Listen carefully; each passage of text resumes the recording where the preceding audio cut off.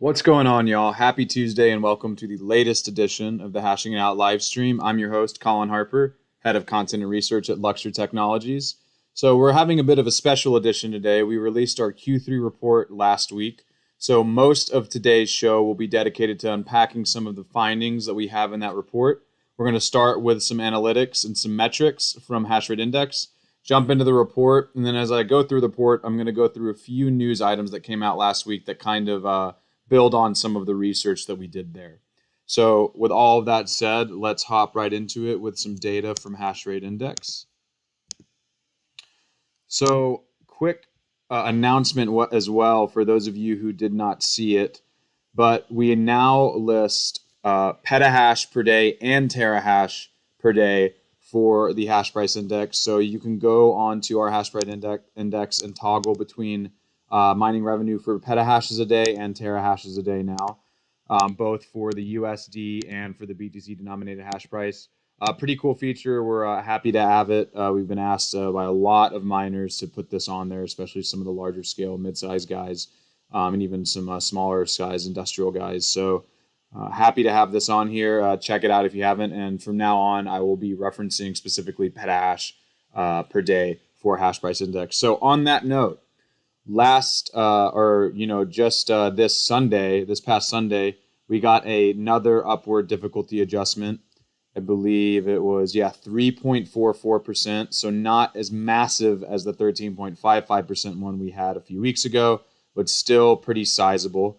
And as you can see from this chart, it put a dent into hash price. We were at basically $70 per petahash per day, fell back down to 66.7 dollars per petahash per day, and Bitcoin is having a little bit of a rally today. It's back up at 20K, so we're seeing hash price rebound accordingly.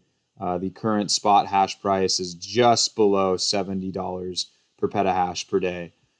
And if we just take a look at the BTC denominated hash price too, after yet another downward adjustment, we continue to hit new lows for the BTC hash price. So after the most recent downward adjustment, looks like we hit a new low of that's a 0.0034 BTC per petahash. So that is, what is that? That is 340,000 satoshis per petahash. So anyway, not really anything new here for anyone who's been paying attention. Hash rate has been on a tear recently. Over the past month, we are up a substantial number of exahashes. At the end of September, we were at 226 exahashes, and today we are hovering just around 261 exahashes a second. Now, hash rate growth has been, kind of sideways since October began. It really started surging at the end of September, but since then it has kind of plateaued as we've kind of seeing an equilibrium between, new machines coming online and then difficulty going up, and then old machines and less efficient or higher cost miners kind of coming off the network as a result of some new machines getting plugged online. Most of these are, according to Kareem Helmy, S19J Pros. Some of them obviously are also S19XPs and M50s, and also new M30S series. But most of it is just hardware that has been on pre-order since last year or beginning of this year. But we're starting to see hash rate kind of stagnate a little bit after this huge growth spurt. We'll see where it goes for the rest of the year. We're about to enter the last 2 months of the year.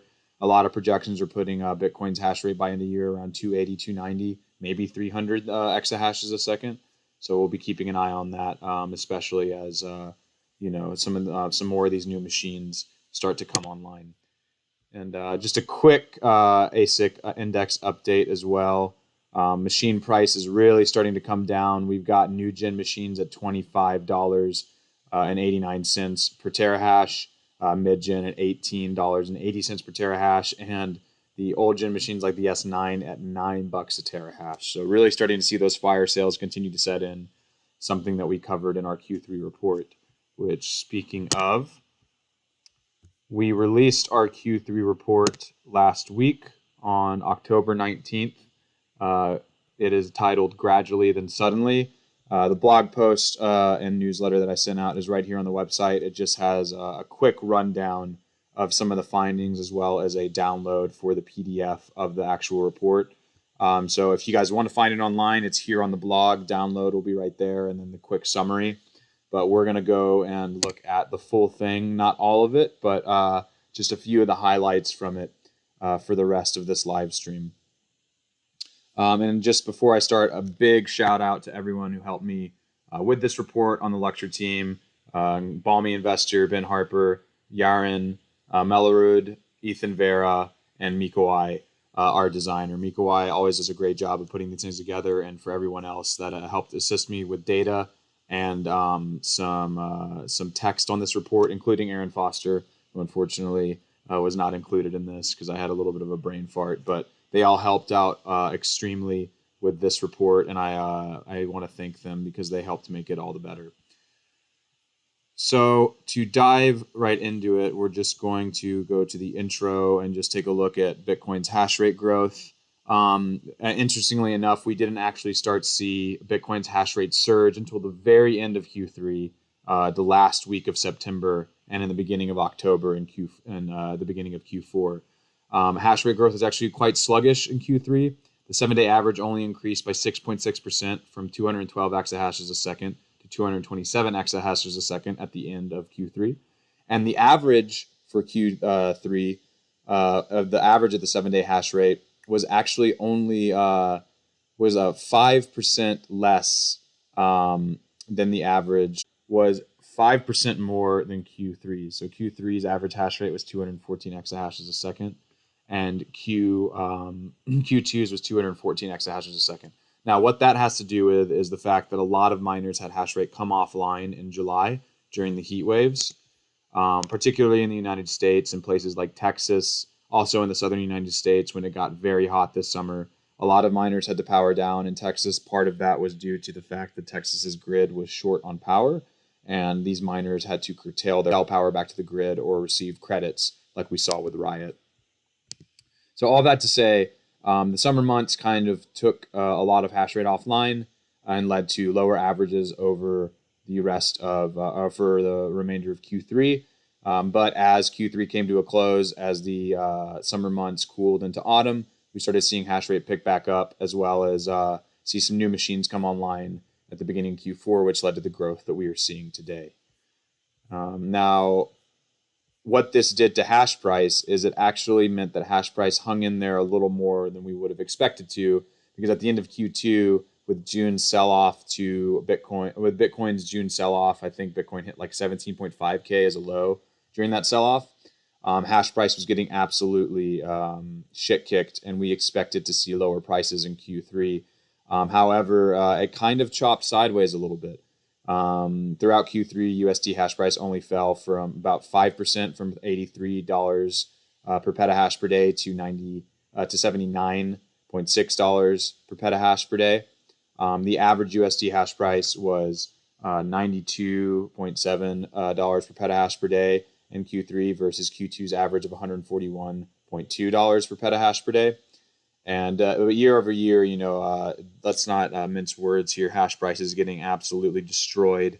It has fallen since last quarter, since Q3 of 2021. It has fallen from $290 per petahash per day to $79 per petahash per day, 73% drawdown. And obviously, we see the same. Obviously, with what's happening with USD hash price usually is happening with BTC hash price. Unless it's just Bitcoin's price tanking. Obviously, we're seeing a drawdown there with BTC hash price, except on the average, because Q3's average was actually just a little bit larger than Q2's, and that's again due to the fact that a lot of hash rate came offline in July, and in the heat of the summer, and that led to some favorable difficulty adjustments for Bitcoin miners that beefed up Bitcoin's BTC denominated hash price, and you can see the movements of BTC denominated hash price and Bitcoin's difficulty in this chart right here, an inverse relationship, obviously. Quick thing to highlight with hash price, for those of you who don't know, we launched our hash price derivatives at the beginning of Q4 a few weeks ago. We think that this is going to be an invaluable, Luxor thinks this is going to be an invaluable tool for miners to hedge. They've had ways to hedge Bitcoin price exposure. They've had ways to hedge, energy, volatility. But until now, they haven't had what we believe to be a very good and endogenous instrument to actually hedge hash price volatility. And with Luxor's hash price non-deliverable forward, we believe we're delivering just the most robust and mature tool to do that on the market today. We're actually having a webinar for this at 4 p.m. Eastern time today. You can check out our Twitter for more information if you would like to learn more about the hash price NDF and what goes into it, how it's structured, all that kind of stuff. Just check out that webinar later today, hosted by our head of derivatives, Matt Williams. Moving on, a big theme for Q3 was the energy price bull market, which is wreaking havoc for a lot of things, all the way down from just mining margins to hosting rates for those who don't have their own rack space. We cover in this report the rise in natural gas prices. Europe, as you can see in the blue line on this